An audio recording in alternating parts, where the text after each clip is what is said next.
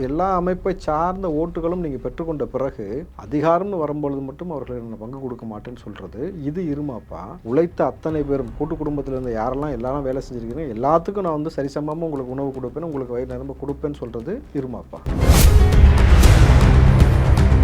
முதலமைச்சர் சொல்கிறாரு 200ஐயும் இப்போ நாங்கள் தாண்டி விடுவோம், ஈரோடு போனதுக்கு பிறகு எனக்கு நம்பிக்கை வந்துருச்சுன்றாரு. திமுககாரன் தெளிவாக புரிஞ்சுக்குங்க, 200 234 பேப்பரை எழுதி வச்சு தாண்டி விளையாடு, எங்களுக்கு எந்த பிரச்சனையும் கிடையாது. திமுகவுக்கு மேலும் ஒரு பின்னடைவு. தொடர்ச்சியாக ஒவ்வொரு இடத்துலையும் திமுக அடி வாங்கி கொண்டே போகிறது. இப்போது அன்பில் மகேஷ் ஒரு அகம்பாவமாக பேசினார்ல, அதுக்காக இருக்கட்டும், உதயநிதி பேசின பேச்சாக இருக்கட்டும், ஒவ்வொரு நபர்களும் இவர்கள் பேசக்கூடிய பேச்சுக்கு அடி மேல் அடி விழுந்து கொண்டே இருக்கணும் பொழுது எதிர்கால நிலவரப்படி விஜய் சொன்னது நடக்கும்.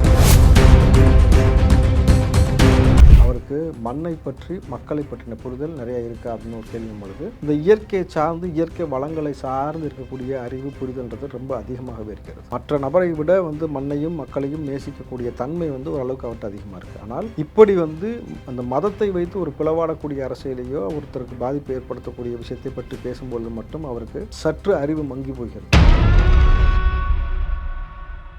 இப்போ விஜய் வருகைக்கு பின்னாடி உங்களை கூடாரம் அழிந்து கொண்டிருக்கணும் பொழுது நீங்கள் இப்படித்தான் வந்து ஏற்கனவே அருந்ததியை குறித்து பேசுனீங்க, இப்படித்தான் வந்து ஏற்கனவே இஸ்லாமியல் குறித்து பேசுனீங்க, ஒவ்வொரு சமூகத்தையும் இப்படி தான் பிளவாடக்கூடிய வேலை செஞ்சு கொண்டிருக்கீங்க பொழுது நீங்கள் இப்படியே பேசி கொண்டே இருந்தீங்கன்னாக்கா கட்சியில் கடைசியில் 5 பேர் கூட மிஞ்ச மாட்டான்.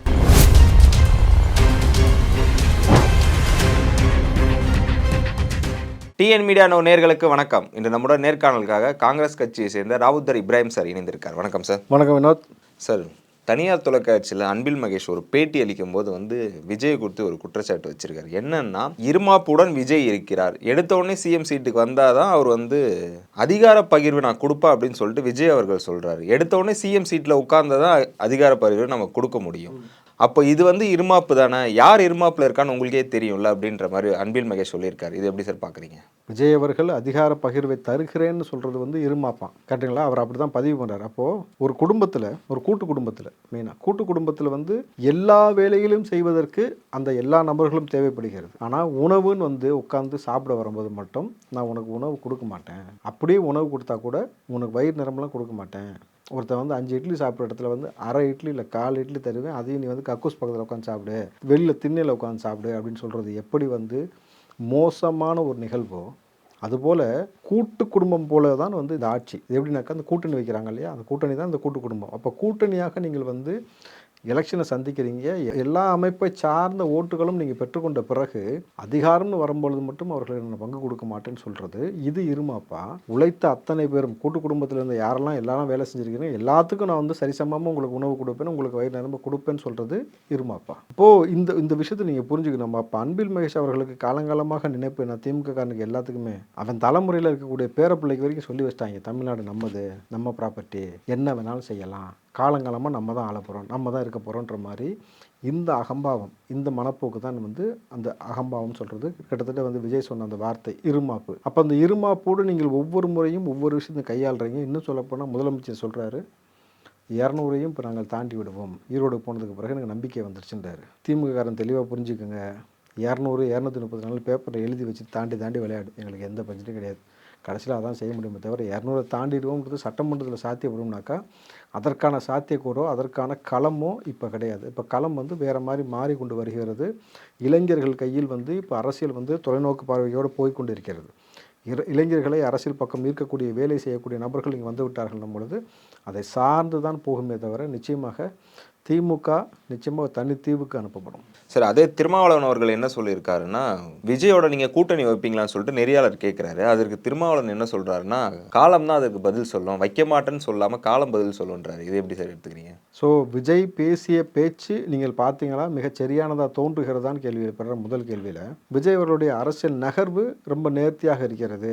இன்னும் சொல்ல போனீங்கன்னா அவர் வந்து எந்த சிந்தனையோடு இருக்கிறான்னு எனக்கு புரியுது. அப்போது வலதுசாரி சிந்தனை அவருக்கு இல்லை. ஸோ அதனால் அதை தாண்டி அம்பேத்கரை தூக்கி கொண்டாடுவதாக இருக்கட்டும், அந்த அரசியல் கொள்கை தலைவர்களாக யாரெல்லாம் அனௌன்ஸ் பண்ண விஷயமா இருக்கட்டும், அப்போ எல்லா விஷயத்தையும் பார்க்கும்பொழுது விஜய்க்கு ஒரு தெளிவான நகர்வு, ஒரு சிந்தனை இருக்கிறதுன்றாரு. இதை தாண்டி அவர் பேசிய விஷயங்கள்லாம் சரியாக இருக்கான்னா ரொம்ப சரியாக இருக்குது. அப்போ கூட்டணி வைப்பீர்களா? நல்லா இங்கே தான் புரிஞ்சுக்கணும், கூட்டணி வைக்க மாட்டேன்னு சொல்லலை, காலம்தான் முடிவு செய்யும். அப்போ காலம்தான் முடிவு சொன்னால் என்ன அர்த்தம்? கூட்டணி வைப்பதற்கான எல்லா சாத்தியக்கூறும் இருக்குன்றத இப்போ பதிவு பண்ணிட்டாரு. அப்போது திமுகவுக்கு மேலும் ஒரு பின்னடைவு. தொடர்ச்சியாக ஒவ்வொரு இடத்துலையும் திமுக அடி வாங்கி கொண்டே போகிறது. இப்போ அன்பில் மகேஷ் ஒரு அகம்பாவமாக பேசினார்ல, அதுக்காக இருக்கட்டும், உதயநிதி பேசின பேச்சாக இருக்கட்டும், ஒவ்வொரு நபர்களும் இவர் பேசக்கூடிய பேச்சுக்கு அடி மேல் அடி விழுந்து கொண்டே இருக்கணும் பொழுது, எதிர்கால நிலவரப்படி விஜய் சொன்னது நடக்கும். அந்த கூட்டணியை உடைத்து காட்டேன்னு இருக்கார்ல, நிச்சயமாக கூட்டணியை உடைச்சு சின்ன பண்ணாமல் சிதற வச்சு, அதுக்கப்புறம் திமுகவும் அதே போல் அவர்களுடைய கூடாரமே, நீங்கள் கூட்டணியை உடைச்சா பரவாயில்ல, கூட்டணியை உடைப்பதை தாண்டி திமுகவுக்குள்ளே இருக்குது பாருங்கள், அந்த ஒரு திமுகன்ற ஒரு கட்டமைப்புன்றாங்க தெரியுங்களா, எல்லாம் காலங்காலமாக நாங்கள் இருக்கிறோன்ட்டு அதையே உடைப்பாப்புல. அதை உடச்சி அல்லற சில்லறை ஆக்கி அவன் தனித்தனியாக சிதறி விட்டு திமுக 2-3 போகிறதுக்கான எல்லா வேலையும் நடக்கும்.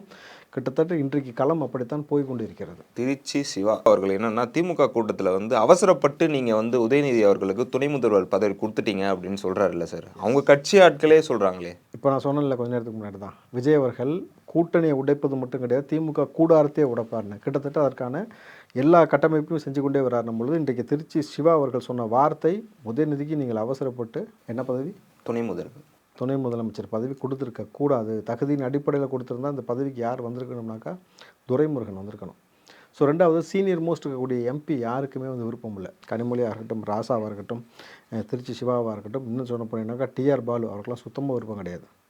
இவர்கள் யாருமே வந்து பார்த்திங்கனாக்கா பதவி ஏற்கும் பொழுது வந்து உதயநிதி வாழ்க்கைன்னு பதவி ஏற்கலை. இதை தாண்டி இங்கே இருக்கக்கூடிய நபர்களை சார்ந்து இயங்கக்கூடிய நபர்கள் மட்டும்தான் அங்கே போயிட்டு அண்ணன் உதயநிதி வாழ்க, தமிழ்நாட்டின் எதிர்காலம் வாழ்க, தமிழ்நாட்டின் இரட்ட காலம் வாழ்கன்னு மாறி மாறி சொல்லிட்டு கிடந்தாங்க. ஸோ இந்த அதிர்வலை நிச்சயமாக நாளைக்கு பார்த்தீங்கன்னாக்கா கூட்டணியை சிதற வைக்க மட்டும் இல்லாமல் திமுக கூடாரத்தை சிதற வச்சு அவர்களுக்குள்ளே இருக்கக்கூடிய இந்த கட்டமைப்பை வந்து சரிவர இவர்கள் கையாளவே இல்லைன்றதை ரொம்ப பறைசாட்டணும். நான் தான் தெளிவாக சொன்னேன், உதயநிதி அவர்கள் தலைமை பொறுப்பு கட்சியை ஏற்றால் கட்சி சின்ன பின்னமாகும் நான் அன்றைக்கே சொன்னேன், துணை அமைச்சர் ஆகிறதுக்கு முன்னாடி. இன்றைக்கி அதுக்கான வேலை நடக்குது. இப்போ எப்படின்னாக்கா இவர் என்ன நினச்சிருக்காருனாக்கா தமிழ்நாட்டை வந்து வழிநடத்தி செல்லக்கூடிய மிகப்பெரிய அறிவு ஆசான் அப்படின்ற மாதிரி உதயநிதி வந்து நீங்கள் போர்ட்ரேட் பண்ணுறாங்கல்ல, அது ஒன்றுமே கிடையாதுன்னு நிதர்சனமான உண்மைன்னு எல்லாருக்கும் தெரியும். காசியப்பன் பாத்திரங்கள்லேருந்து ஒருத்தன் கப்பு வாங்கி கொடுத்ததுலேருந்து, மெரினா பீச்சில் வந்து ஷோ நடத்தி 5 பேரை கொண்டதுலேருந்து, அடுத்தடுத்து நைட்டு எப்படி தூர்வார பண்ணி சரியாச்சா நைட்டு டார்ச் லைட்டை தூக்கிட்டு போகிறதுலேருந்து உங்களுக்கு தெரியுது அவருடைய அரசியல் புரிதல் எந்த அளவுக்கு இருக்குது. நீங்கள் வந்து உதயநிதி தனிப்பட்ட முறையில் யாருக்குமே அவர் மீது எந்த கோபமோ வன்மமோ வெறுப்போ கிடையாது, யதார்த்தமாக பேசக்கூடிய ஒரு வெள்ளந்தி, புரியுதுங்களா? இப்போ சமீபத்தில் இன்னொரு விஷயமும் மென்ஷன் பண்ணுறாரு சார், நானும் ஒரு கிறிஸ்டின் தான் அப்படின்னு சொல்லி. அவரும் ஒரு கிறிஸ்டினாகவே இருந்துட்டு போட்டோம். பட்டு உங்களுக்கு தேவைப்படும் பொழுது எல்லா மதத்தோடைய சட்டையும் எடுத்து போட்டுக்கிறீங்கல்ல. தேவைப்பட்டால் இஸ்லாமிய சட்டை, நீங்கள் இஸ்லாமியரை பார்த்தா இஸ்லாமியர், கிறிஸ்தவனை பார்த்தா கிறிஸ்தவன், ஹிந்துவை பார்த்தா ஹிந்து அப்படின்னு சொல்கிறீங்க. அப்புறம் விஜய் வந்து உங்களை குறைச்சினால் மட்டும் அவருக்கு மட்டும் ஏன்டா காவி சட்டை போடுறீங்க? திமுக நபர்கள் நீங்கள் அங்கே மட்டும் பெயிண்ட்டை பார்த்துட்டு போய் காவி ட்ரெஸ் அவருக்கு வந்து அடிக்கக்கூடிய இந்த வேலையை பார்க்கறது மோசமானது.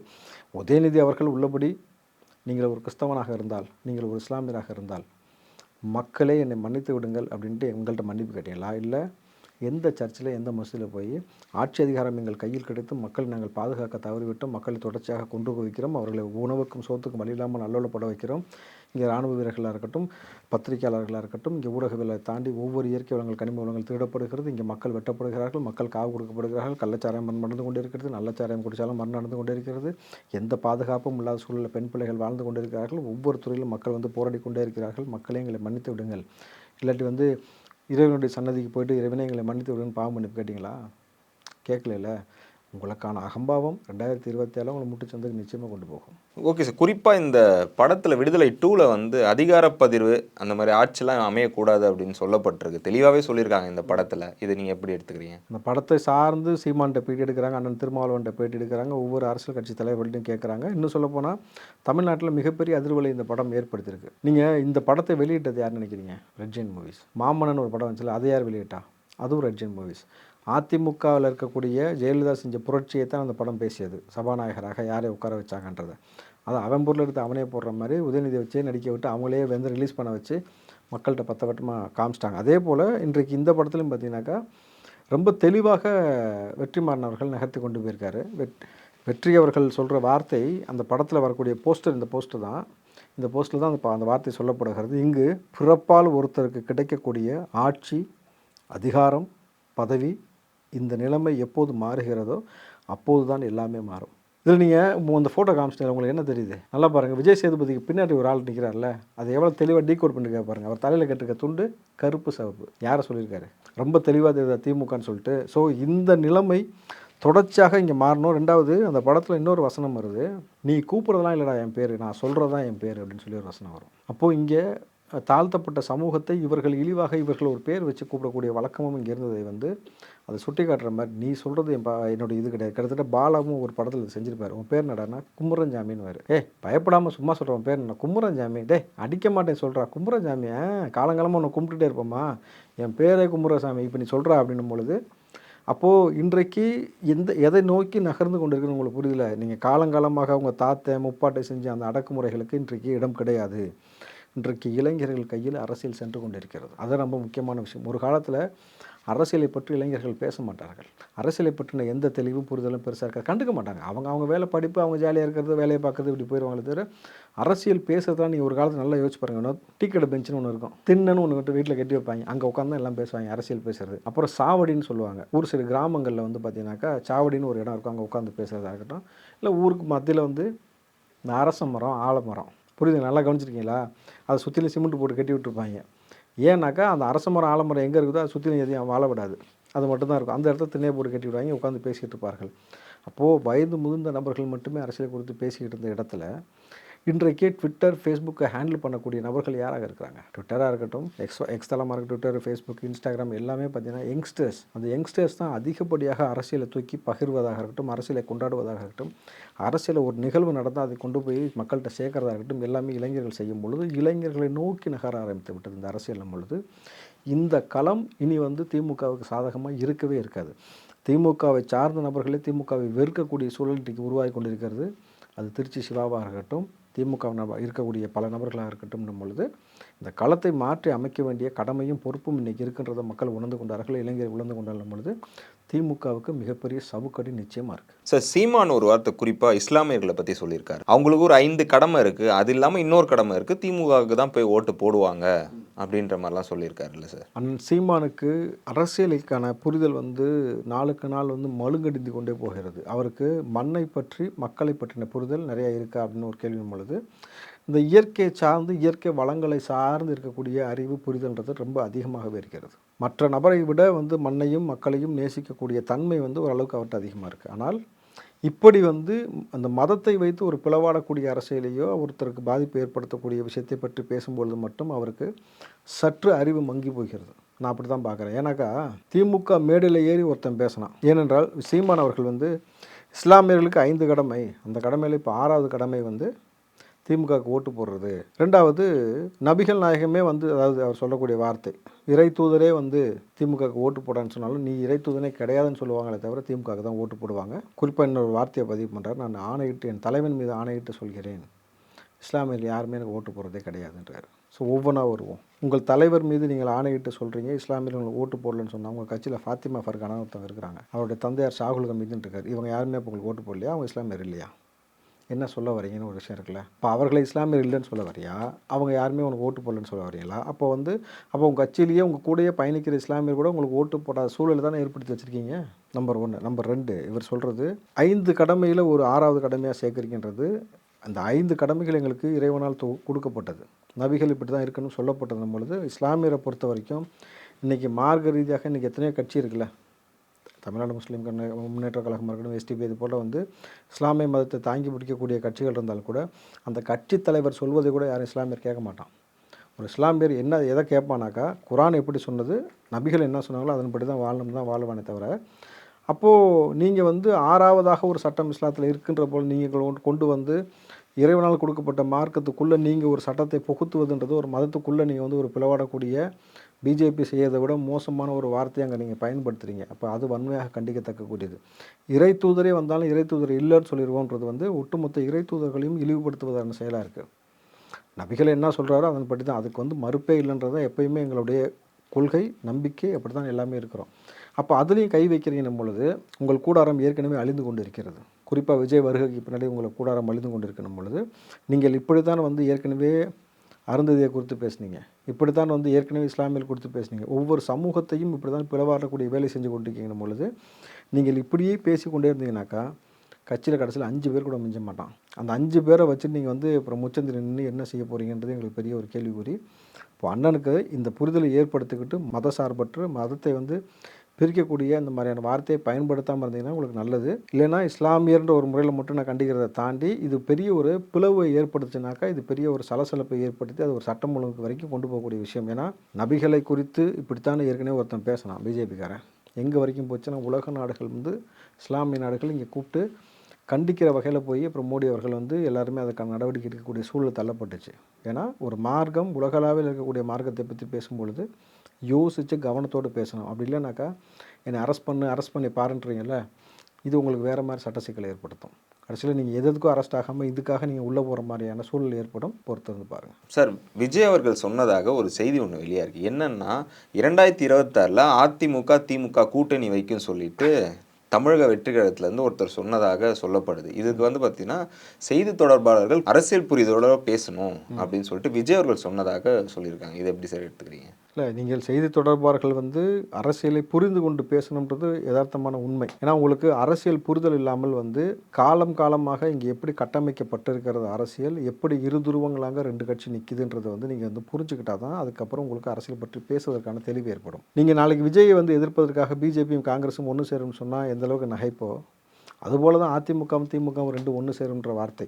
அதை பறைசாற்றி தான் அந்த செய்தி போட்டிருக்கதை நானும் பார்த்தேன். இப்போ அப்படி இருக்கும் பொழுது நீங்கள் அரசியல் புரிதலோடு ஒவ்வொரு வார்த்தையும் பயன்படுத்தணும். பயன்படுத்தாமல் போனால் நீங்கள் பேசக்கூடிய ஒவ்வொரு தவறான சொல்லும் நேரடியாக விஜயத்தான் பாதிக்கும். அப்போ எந்த மாதிரி நபர்களை கட்சியில் எப்படி வந்து நீங்கள் பேச்சாளர்களை போட்டு வச்சுருக்கீங்கன்னு சொல்லி அவங்க வந்து பேசக்கூடிய ஒரு இடத்திற்கும் விஜய் கட்சிக்கே வந்து அரசியல் புரிதல் இல்லைன்ற மாதிரி ஒரு நபர் வந்து ஒரு வார்த்தையை வந்து தவறாக யூஸ் பண்ணும்போது அது நேரடியாக விஜய்க்கும் கட்சிக்குமான களங்கத்தை ஏற்படுத்தணும் பொழுது வார்த்தையை கவனமாக கையாள கற்றுக்கொள்ளுங்கள். ரெண்டாவது, நேர்த்தியாக பேச கற்றுக்கொள்ளுங்கள். நீங்கள் ஒருத்தர் ஒரு கேள்வி எழுப்புறாங்கன்னா அந்த கேள்விக்கு வளைச்சு கேட்டால் கூட அதற்கு தான் கட்டாயமாக பதில் சொல்லணுன்ற அவசியம் உங்களுக்கு கிடையாது. நீங்கள் அதை எப்படி நேர்த்தியாக கொண்டு போய் ஒரு விஷயத்தை கையாளுறீங்க, வரலாற்றில் எப்படி வந்து பெரும் தலைவர்கள் வந்து செய்தியாளர்கள் கேட்கக்கூடிய கேள்வி எவ்வளோ நேர்த்தியாக கையாண்டிருக்காங்க நீங்கள் பார்த்தீங்கன்னாக்கா அப்போ அது மூலமாக நிறைய விஷயம் கற்றுக்கலாம்.